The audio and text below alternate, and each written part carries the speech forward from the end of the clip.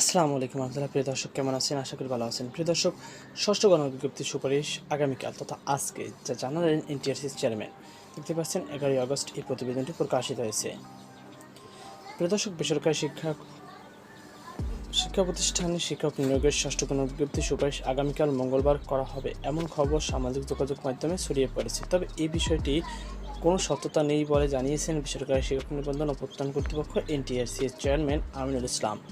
সোমবার 11ই আগস্ট একটি গণমাধ্যমকে তিনি বলেন, আগামীকাল ষষ্ঠ গণবিজ্ঞপ্তির সুপারিশ করা হবে না, এ ধরনের কোনো ভিত্তি নেই। বিষয়টি নিয়ে টেলিটক কাজ করছে। 5 থেকে 7 কর্মদিবসের মধ্যে সুপারিশের কথা জানানো হলেও চলতি সপ্তাহে তা হওয়ার সম্ভাবনা প্রসঙ্গে চেয়ারম্যান বললেন, কবে সুপারিশ করা যাবে সে বিষয়ে আমরা টেলিটকের কাছে জানতে চেয়েছি, তবে তারা এখনও কিছু জানায়নি। কাজ শেষ হলে সময় জানাবে, তখন দিনক্ষণ বলা যাবে। গত 16 জুন এনটিআরসির 1 লাখের বেশি শিক্ষক নিয়োগের জন্য ষষ্ঠ গণবিজ্ঞপ্তি প্রকাশ করে।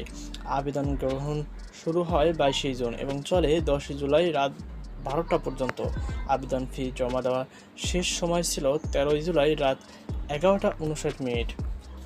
এবার বিজ্ঞপ্তিতে 57,000-এর বেশি প্রার্থী আবেদন করেছেন, যদিও শূন্যপদের সংখ্যা ছিল 1,822 জন। এর মধ্যে স্কুল ও কলেজ 46,211 জন, মাদ্রাসায় 53,501 জন, কারিগরি ও ব্যবসা ব্যবস্থাপনা প্রতিষ্ঠানে 1,110টি। সেই হিসাবে প্রায় অর্ধেকের মতো পদ ফাঁকাই থেকে যাবে। তো প্রিয় দর্শক, এই ছিল আমার সর্বশেষ আপডেট। সকল আজকে পর্যন্ত, আল্লাহ হাফেজ।